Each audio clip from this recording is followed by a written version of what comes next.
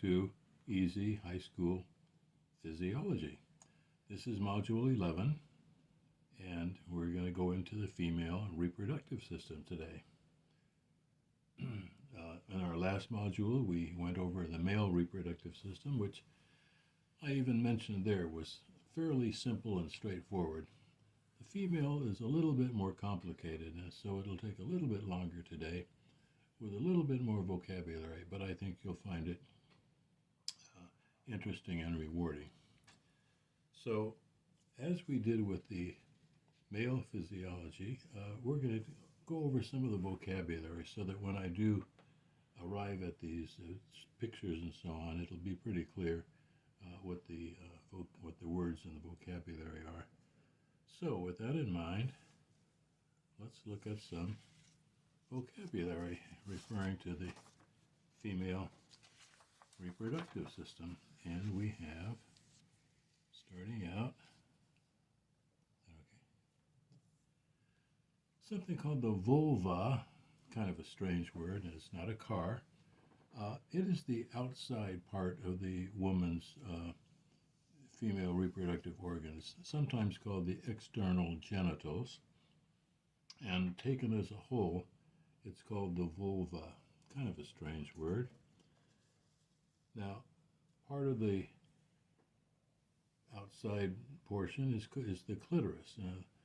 This is the organ in the female that is very sensitive to pleasure and can be stroked to arouse orgasm. And we will go into this a little bit later in more detail. The urethra, like in the male, is the pee-pee tube. And as you might guess, in the female, the urethra is very short because it doesn't have very far to go to get to the bladder. So we will see the urethra in the outer organs of the female here. Next we move to the vagina. The vagina has three functions. First, it accepts the erect penis during intercourse. Secondly, it is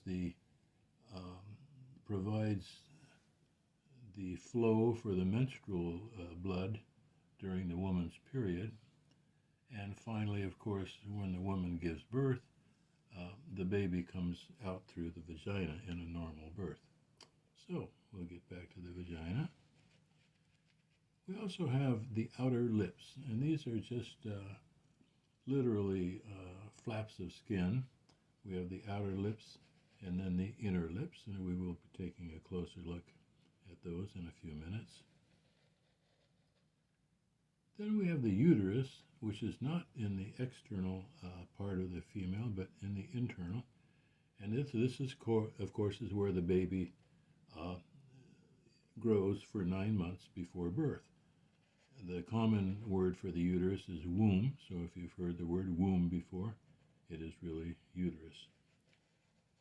Cervix is the opening to the uterus, or sometimes called the neck of the uterus, and we will take a closer look at this. Endometrium, this is probably the longest of our vocabulary words, and this is the lining of the uterus. The lining builds up during the cycle, the monthly cycle, in expectation of a baby. And so this again is the lining of the uterus.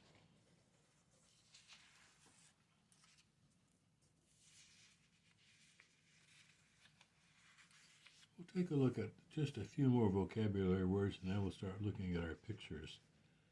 Fallopian tubes. These are the tubes that bring the egg down toward the uterus, and it's usually almost always, in matter of fact, in the fallopian tubes that fertilization takes place. In other words, the sperm and the egg meet. Ovary, this is where the eggs are stored and where they develop, and usually one egg pops out every month to be fertilized. Ovum is a Latin word for egg, so that's all that is. Ovulation kind of refers back to ovum, and it means the egg being released from the ovary and entering the fallopian tube. Mens comes from a Latin word meaning month, and when we talk about things like the menstrual cycle, in ancient times people thought there was a relationship between a woman's monthly cycle and perhaps the moon or the month. Anyway, we get words like menstrual cycle from the word mens, and this is the monthly cycle that the woman goes through in order to be prepared to have a baby.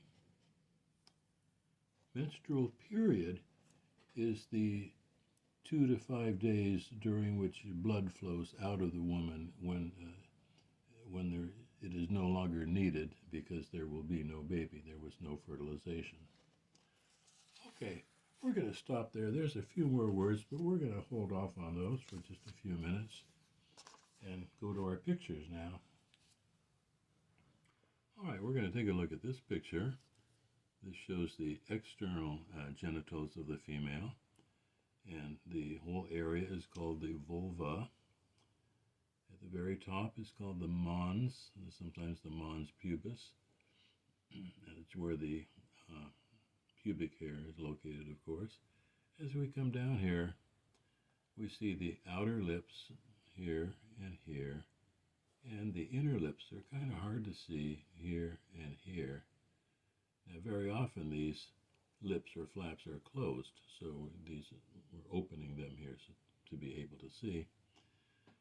Starting up at the top here, this little organ right here is called the clitoris, and this is the part of the woman that can be stimulated sexually to achieve orgasm. Coming down a little further, we come to the pee-pee tube, or the urethra.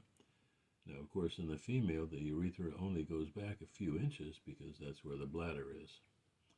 Coming down a little bit further, we have the entrance to the vagina, which, as you recall, has three functions. It is, first of all, receives the male penis during intercourse. It also is the way that the blood flows out of the uterus during a woman's period.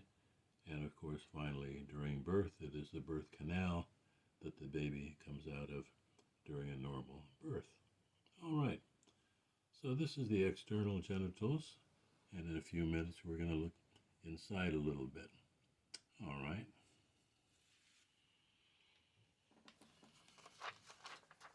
This is a really nice picture. This shows all of the female anatomy for reproduction. Here we have the vagina. It's about between 3 to 5 inches deep here. It's quite muscular. And of course, as we said before, this is to hold the male penis during intercourse, and it's also where blood flows out during a woman's period, and it's also where the birth canal for the baby to come out during birth. As we come up further here, we run into the uterus. This is about the size of a fist. It's very muscular, and the entrance to the cervix, or the neck of the uterus, is called the cervix. It's right here. We'll see later that this is important when sperm are deposited into the vagina. Going back further, we see that the uterus leads back into these tubes here. These are fallopian tubes, and they arrive back at the ovaries. This is an ovary here, and there's an ovary on the other side here. 2 ovaries and 2 fallopian tubes. A left ovary and fallopian tube, and a right ovary and fallopian tube. The ovaries are where the eggs are prepared and get ready to ovulate or to go down into the uterus. And they get there by going into the fallopian tube and arriving in the uterus. All right. We're going to get back to this picture a little bit more when we talk about fertilization, but I want to continue with our just general anatomy here. So we're going to take a look at this picture. And this is the front of the woman here, and this is the back of the woman over here. So there's the pubic bone. It gives us a little landmark where things are. And as we come back from the pubic bone, we come to the clitoris, which is right here. Again, the very sensitive, excitatory organ for the female. And we go back a little further, and we come to the urethra, or the PP tube, right here, leading back to the bladder. So here's the bladder, okay? And we go back a little bit more, just to maybe 2 inches, and we arrive at the vagina, which is right here, and the vagina goes back this way. And here's the uterus. Uterus often sits on its side like this, all right? And it's often collapsed like this. Okay. Going back a little bit further here are the fallopian tubes leading back to the ovaries here. Okay. Coming back to this area, we see this is the anus leading into the rectum and the colon, the very end of the colon right here, and finally the backbone back here. So that's the general anatomy of the woman, and we will return to this shortly. Okay?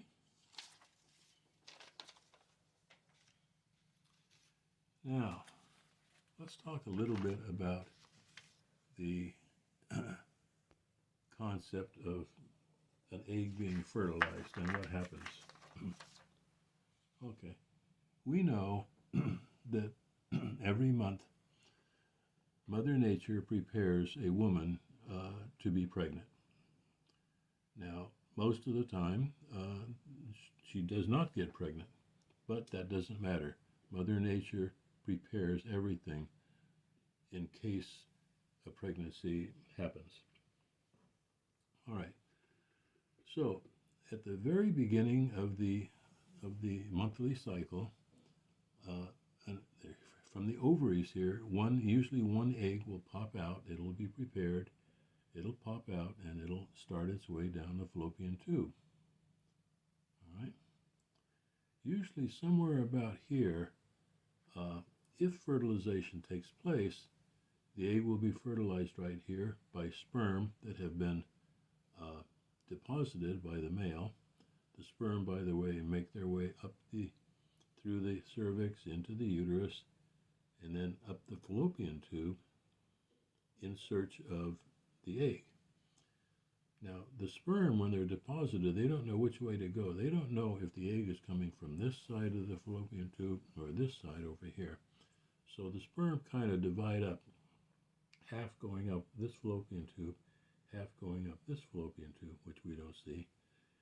And the sperm are in search of the egg. As soon as one sperm finds the egg, that egg is fertilized. All the other sperm are dissolved and absorbed into the woman's tissues, and the egg is now fertilized. It continues its way down. It takes about 2 or 3 days, and then it implants itself on the side of the uterus here. All right. Now, in the first 2 weeks of the woman's cycle, the inside of the uterine wall has been built up with new blood vessels and new glandular materials to support a baby being kept there in preparation for birth. And so, if the egg is fertilized and implanted here, then all of this extra blood and tissues and so on stay where they are, and they nurture the baby for the next 9 months until birth. Okay? So that's the basics of what happens if there is fertilization. Now let's see what happens if fertilization does not occur. Let's go back again.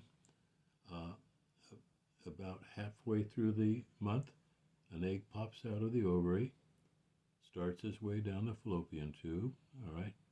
Now, this time, there's no sperm are deposited, right? Because there's going to be no pregnancy. no sperm. Now, how long does the egg live? Surprisingly, about 24 hours.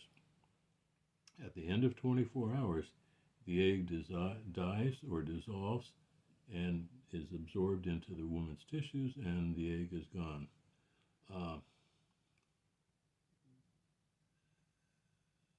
So with that, certain hormones are released notifying the uterus that all this extra blood and tissues are not needed anymore. And at the end of the cycle, for about 2 to 5 days, all this extra blood and tissue breaks down and goes out through the vagina to the outside world. And that's what happens when there is no fertilization. Okay?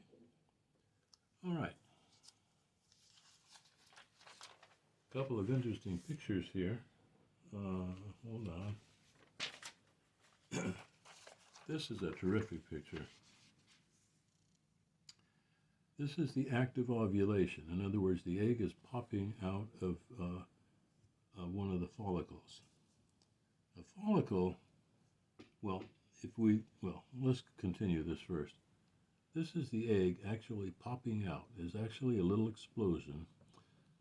This happens on about the 14th day of the menstrual cycle. The egg pops out and it starts its way into the fallopian tube. Okay? The fallopian tube is lined with cilia. Remember when we talked about the trachea and the bronchi in the lungs, that there were cilia that helped push mucus up in the trachea. Similarly, there are cilia in the fallopian tube that sweep the egg along down toward the uterus. All right? So that's a nice shot of the cilia. Here's a nice shot of the sperm. Now, we've looked at the sperm before when we looked at the male reproduction. All the genetic material is in the head here. Remember, the male carries 23 chromosomes, but the woman has the other 23 chromosomes because there have to be 23 pairs. And so all the genetic material is here. Here's the tail, which makes the sperm swim at a rate of about 1 to 4 millimeters per minute when deposited in the woman's vagina. This is a picture of fertilization itself. Let's move that over. Here is one sperm, and only one sperm is allowed to fertilize the egg. Here's the egg. One sperm is fertilizing the egg. The egg, by the way, is about 100 microns in diameter, which is about 1/10 of a millimeter. So if your eyesight is very, very good, you could probably see an egg without a microscope, but it would sure be helpful to do so with a microscope. Anyway, what I'd like to do now is turn our attention to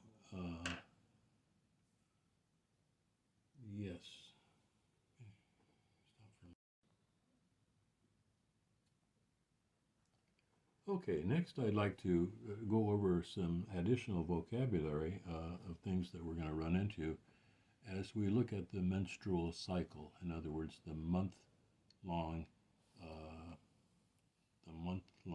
activity of the woman during her reproductive time. The first of our words is follicle.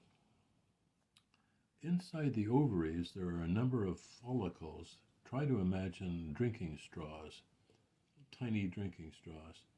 And inside each of these drinking straws is a little bean, okay?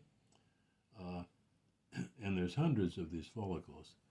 But every month, one of the follicles will mature, and the little bean, which is an egg really, will get ready to pop out. So that's what the follicle is here.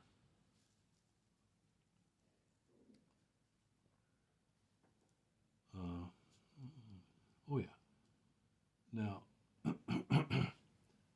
uh, during the monthly cycle, there are 4 hormones that are very important. And I know it's a little bit advanced, but I think you will appreciate this because it is so important. So we're going to go over the 4 hormones, and then we're going to take a closer look at how they actually behave during the month. The first of our hormones is called follicle stimulating hormone. And as you might guess, its purpose is to stimulate the follicle to prepare an egg at the beginning of the cycle. By the way, it's abbreviated FSH, follicle stimulating hormone. This comes from the pituitary gland in the brain, by the way. Another of the hormones that comes from the brain is called luteinizing hormone, and this is abbreviated LH. Luteinizing hormone helps not only to prepare the egg, but to keep it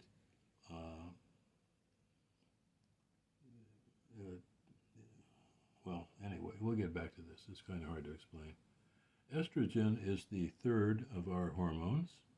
You've probably heard of that one. And progesterone is the fourth of our hormones. So follicle stimulating hormone, luteinizing hormone, estrogen, and progesterone are the big hormones that we need to know about. Okay? All right. Now,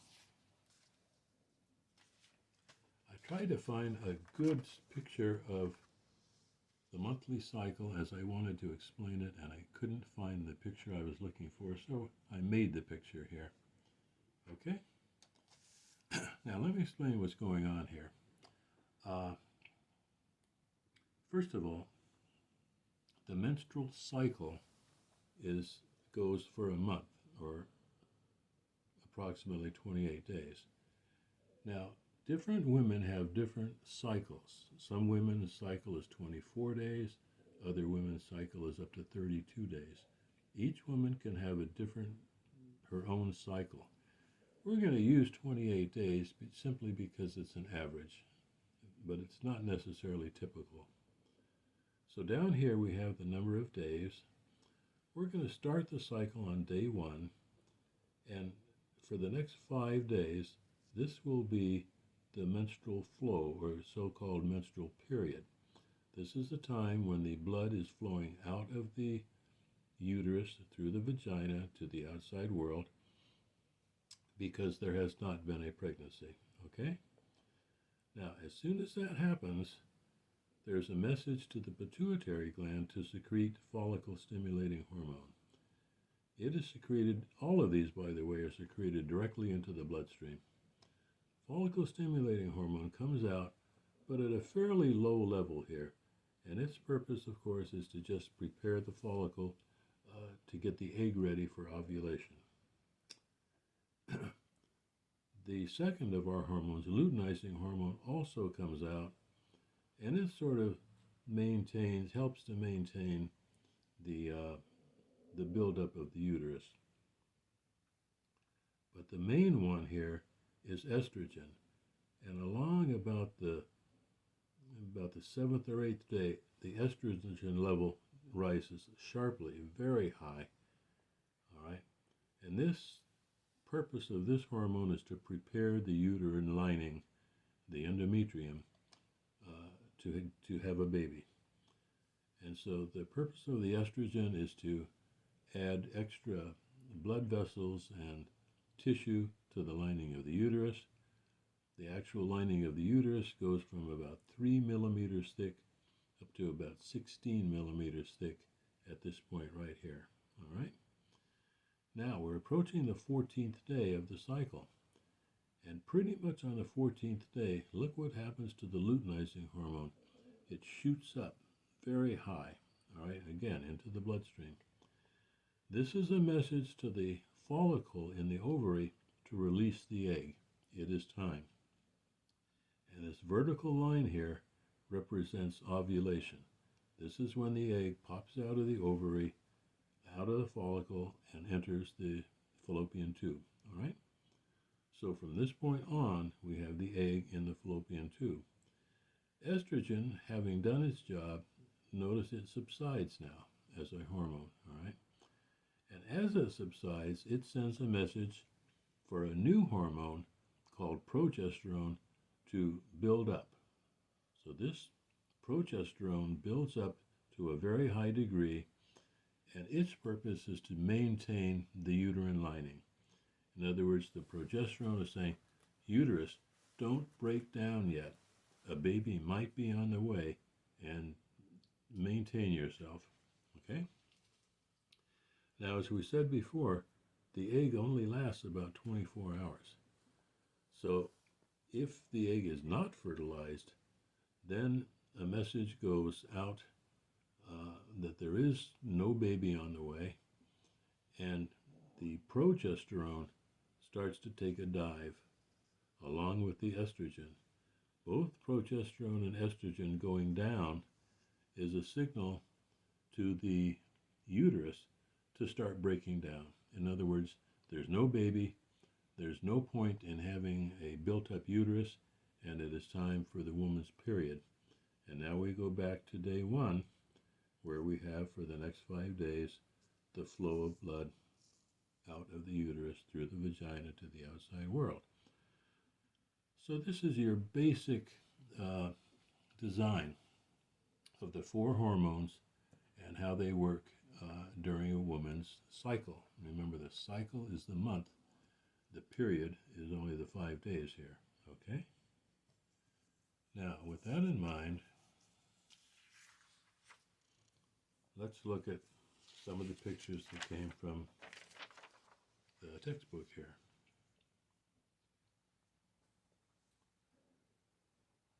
Again, we have a 28-day cycle from here. I know you want to use the word period.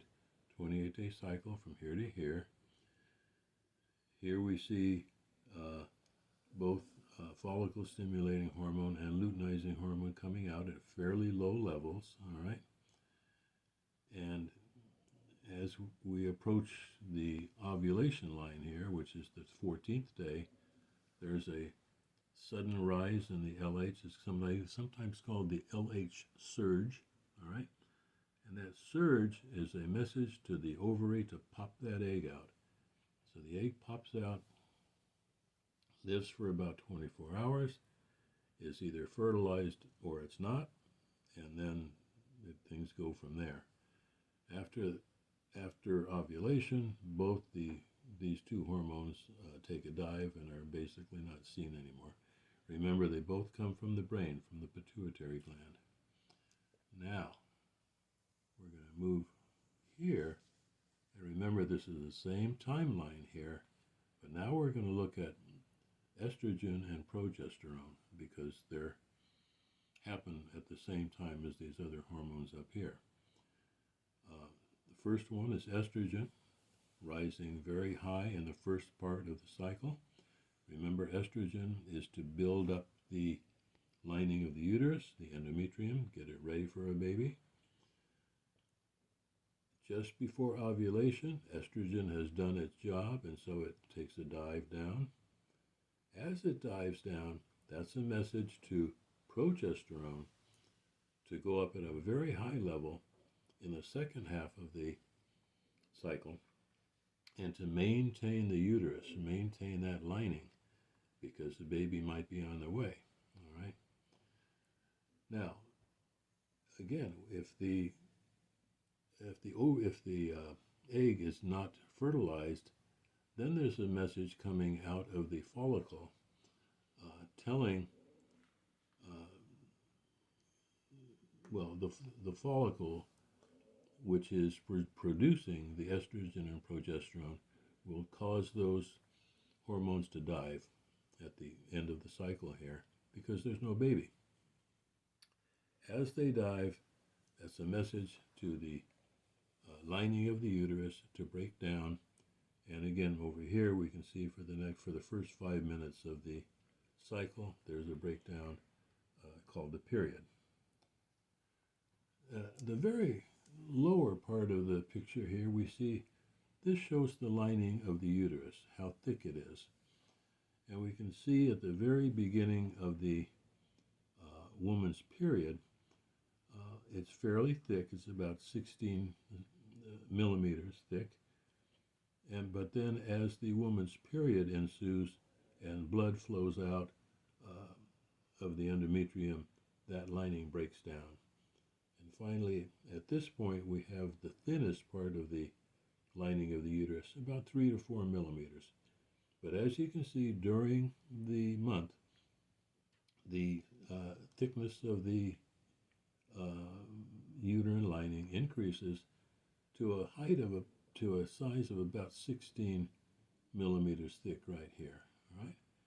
And then, of course, when there's no baby and there's no purpose to have all that extra blood and fluid in the uterus breaks down. We can see the lining getting thinner and thinner here, and then that's the end of the cycle.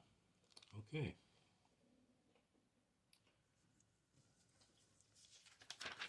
We have a similar picture here. Now that we've seen the basics, I think we can understand. Here are the two hormones, follicle stimulating and luteinizing hormone. This is what happens to the follicle during the month. The follicle in the second part of the cycle actually becomes a producer of hormones. It doesn't at the beginning. Down here again, we see the rise of estrogen in the first half of the cycle, and then it subsides, and the rise of progesterone in the second part of the cycle, and then it also subsides. All right. Again, this vertical line is always the ovulation, the egg popping out of the ovary. Okay. And again, down here we see the thickness of the uterine wall throughout the month. Okay. All right.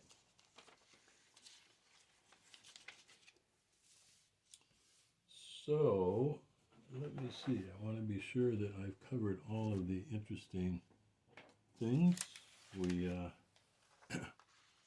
even have one more picture, and I bet that without my saying anything, you could describe what's going on here. Some facts that I think are important. The fallopian tubes themselves are about 4 to 5 inches long. When the egg is fertilized, it takes about 2 to 3 days for it to go down to the uterus and implant itself on the side of the uterus. During a woman's period, usually about 30 to 60 milliliters of blood and tissue is released to the outside world. The ovaries contain about 300,000 eggs, but during a woman's time of that she can become pregnant, which is about 40 years, she will probably use only about 500 of those eggs. Okay. Now here's something interesting, and I want to go back to a previous picture here.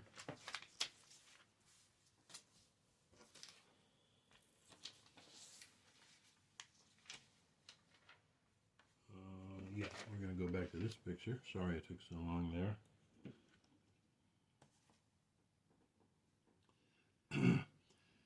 We said before that when the egg pops out of the ovary and starts its way into the fallopian tube, that the egg actually lives about 24 hours, which I was very surprised to see this when I first learned that. I thought it lived a lot longer. So the point is, if that egg is not fertilized during that 24 hours, that's the end of it. There's no pregnancy. Now, how long do the sperm have to live? All right. The sperm are going to be deposited usually at the back of the vagina, right about here near the cervix, okay? And the sperm are going to start their way swimming up the uterus into the fallopian tubes, right? Okay. Now the sperm can live 5 days, up to 5 days, all right? And the egg can live 24 hours. So how long during a month can a woman get pregnant? How many days? About 6 days. About 6 days. Remember, if the man deposits his sperm and they live for 5 days, and then the egg pops out, then it's like the sperm are going to ambush the egg, all right? So there's a little bit of overlap there about how long the egg can live and how long the sperm can live. But there's only about 5 to 6 days during the month that a woman can become pregnant, all right? While we're on the subject of the egg being fertilized, there's a couple of topics that we need to go over, and that is twins, sometimes triplets, but more often twins. There can be fraternal twins, and there can be identical twins. Fraternal twins are similar, but not exactly the same. Identical twins are exactly the same. The same would go with triplets, but we're just going to take a look at twins right now. All right? So let's look at the next picture.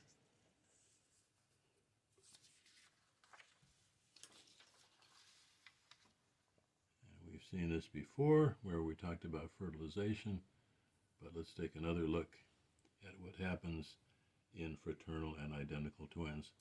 First of all, the normal situation. Let's go over that again.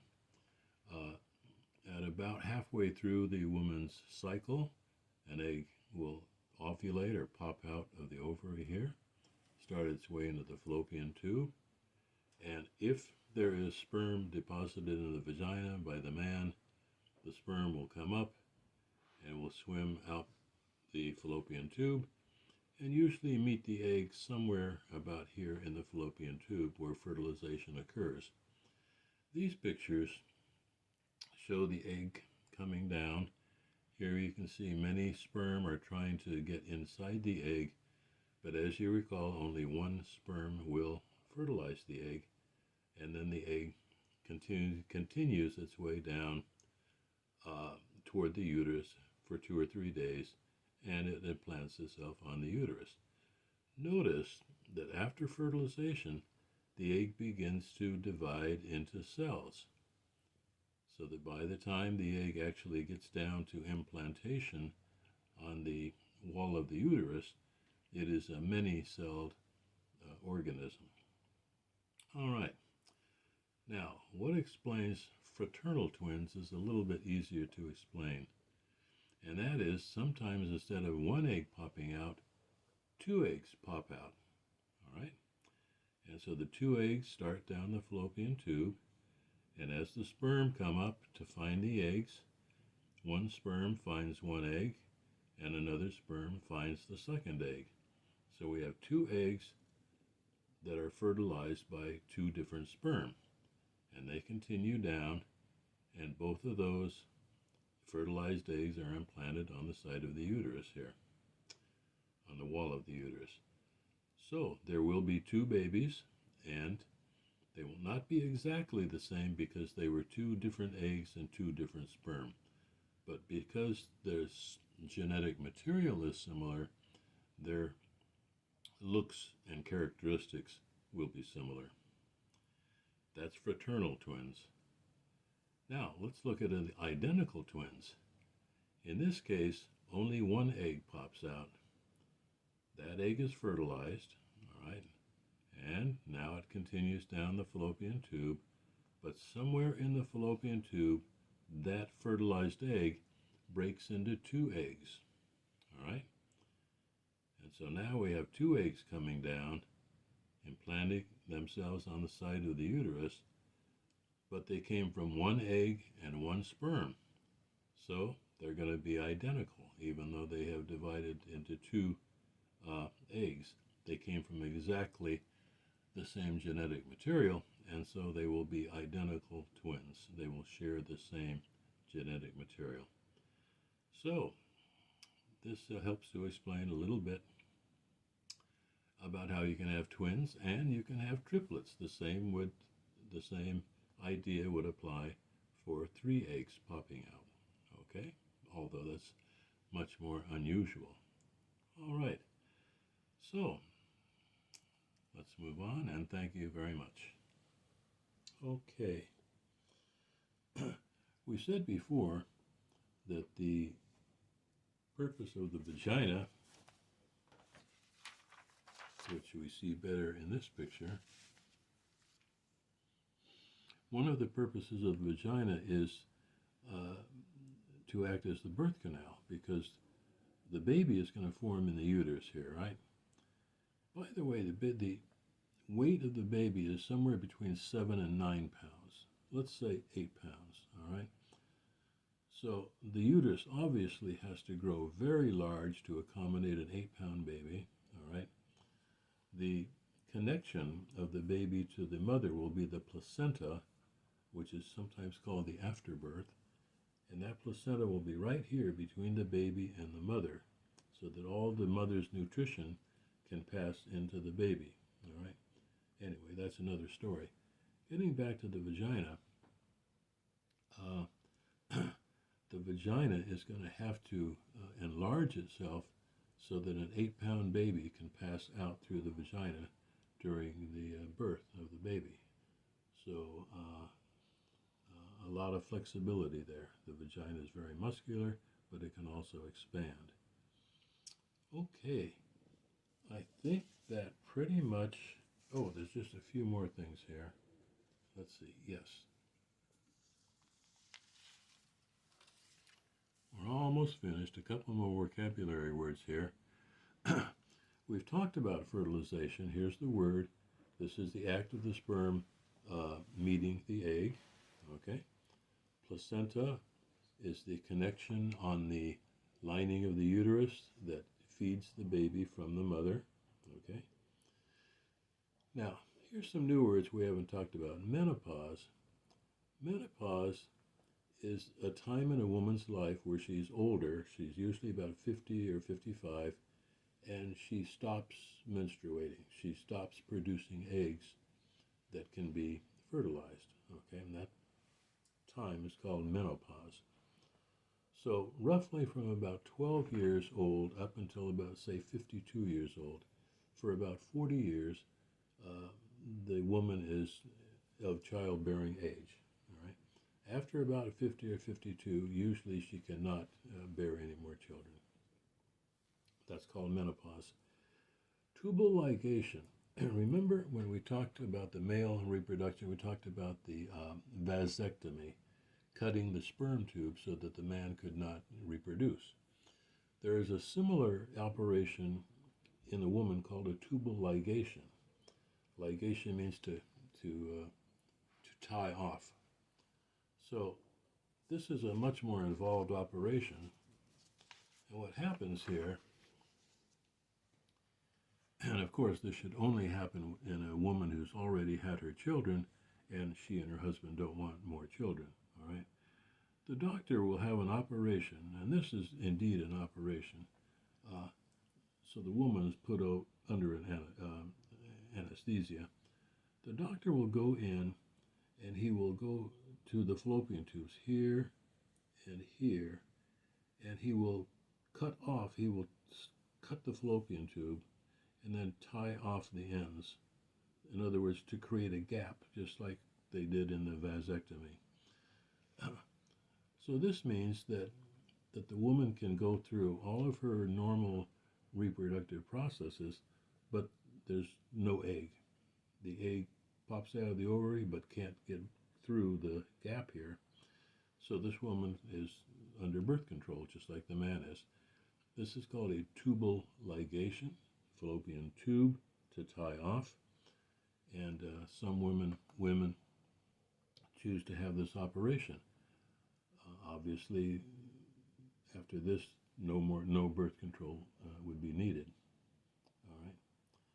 All right. One more interesting fact about birth control, and I'm going to go back to our picture here.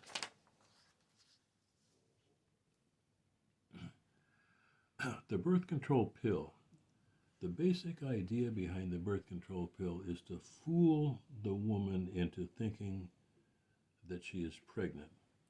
And if the woman's body thinks that she is pregnant, then the pituitary gland will not secrete FSH, and there will be no egg popping out, okay? To do that, the birth control pills usually contain both estrogen and progesterone, and they mimic these hormones being at a high level in the woman. And when these hormones are at a high level, that tells the brain that the woman is pregnant and not to secrete any FSH anymore, see? So again, by just having these two hormones in the birth control pills, it fools the woman into thinking that she's pregnant when she's not, and the brain is fooled, and the brain does not cause an egg to pop out. Okay? So, I think that those are the basics of the female reproductive system. I'm sorry that I kind of bumbled along here and there. There's so many things to cover, but I hope you have got a lot out of this. Module 11. In Module 12, we're going to move to the senses, to the eye and the ear, as we approach talking about the brain. So we have those to look forward to. And so this is Dave signing off, saying goodbye.